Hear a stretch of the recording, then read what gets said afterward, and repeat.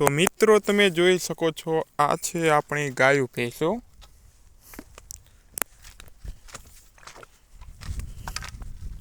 સીમમાં પાણી ન હોવાના કારણે ગાયો ભેંસોને આપણે અત્યારે તલાવે લઈ જવાની છે.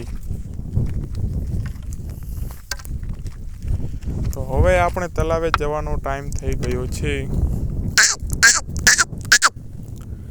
આ એક ગા છે જે વિયાળ છે તે પહેલા હાલી જાય છે અને બીજા બધા અહીંયા ચરે છે. આને આપણે આજે જ ઢોરામાં લાયા છીએ, બાકી ઘરે જ હોય છે દરરોજ આ પગર.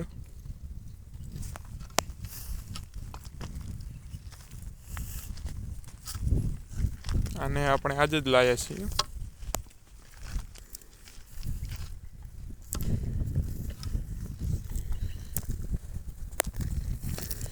જેને શિંગડામાં પ્રોબ્લેમ છે એટલા માટે આજે આપણે તેને ઘરે મૂકીને આવીએ છીએ, પણ આજે સાથે લાવ્યા છીએ ચરવા માટે.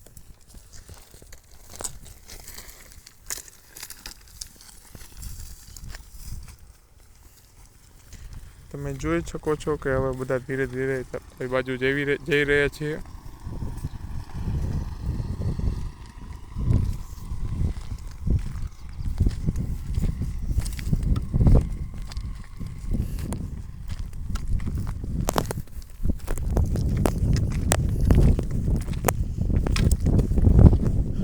બધાને તરસ લાગી ગઈ છે એટલા માટે બધા ચાલ્યા જાય છે. અમુકને વધારે ભૂખ લાગી છે તો તે ચરે છે, તમે જોઈ શકો છો.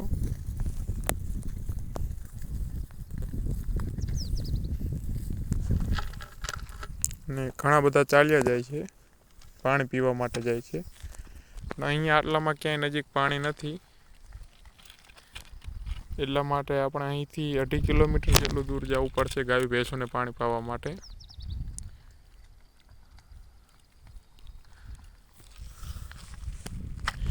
અહીંયા ચોમાસાના લીધે ખાડા ભરેલા હતા તે પણ અત્યારે સૂકી ગયા છે.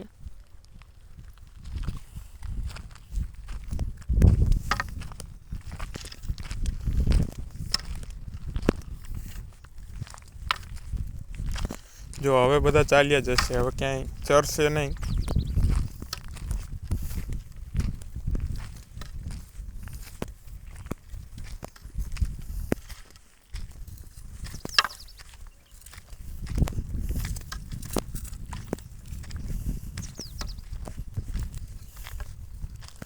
જે અમુક નાના છે પાડી અને વાછડી તે ચરે છે, બાકી બધા ચાલ્યા જાય છે.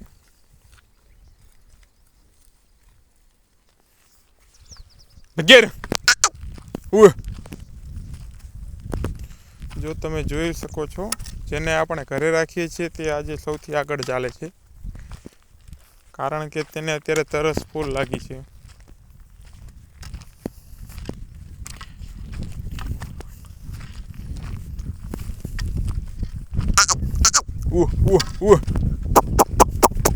હે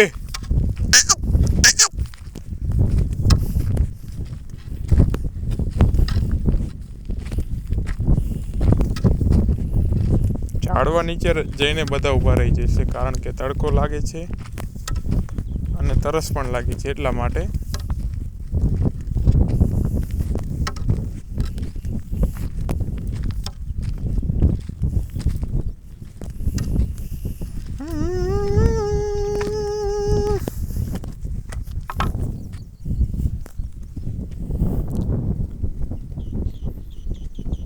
આ છે આપણી વાસળી, તે પણ અત્યારે વિયા એવી પણ છે.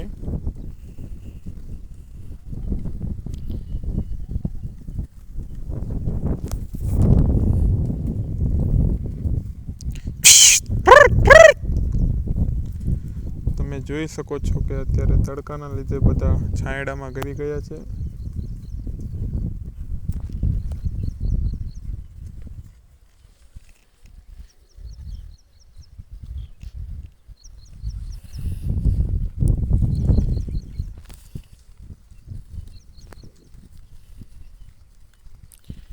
હવે ઉનાળામાં એવું થાય છે કે ગાયો ભેંસોને સીમમાં ક્યાંય પાણી મળતું નથી, તેના માટે તેમને તલાવે લઈ જવા પડે છે.